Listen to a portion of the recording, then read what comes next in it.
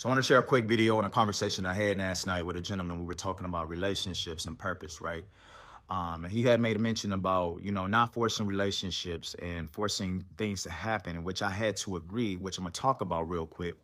Oftentimes when we get involved with a relationship, we get so infatuated with the novelty of having somebody new in our lives, the emotions, the rising of what it can be in our mind, and not really taking face value of the reality of what this person may be coming with.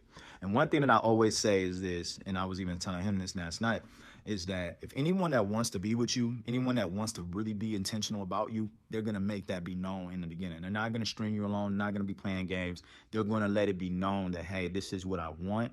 This is what I want in my relationship. This is actually what I want to do in terms of with you, if that's something that is in line. They're gonna make the future provision of to allow them to see you in their lives. They're going to be making those intentional plans, and this can go in both ways of genders, right?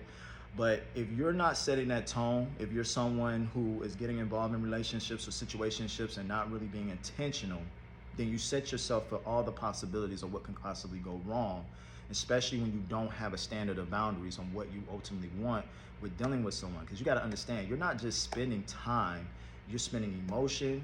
And if you're getting physical, that's also another connection. Also with the fact of the energy, money, all of these things, where you can be taking that very energy, investing into yourself, investing into your purpose, doing things that you probably may have never done had you entertained this time into a relationship with someone else.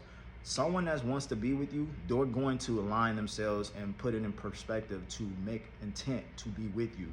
It's not going to be this struggle or pull or deferring you away from things that you're already doing in your purpose and what you got going on to spend time with them. It's going to be an alignment and a synergy with you two being together.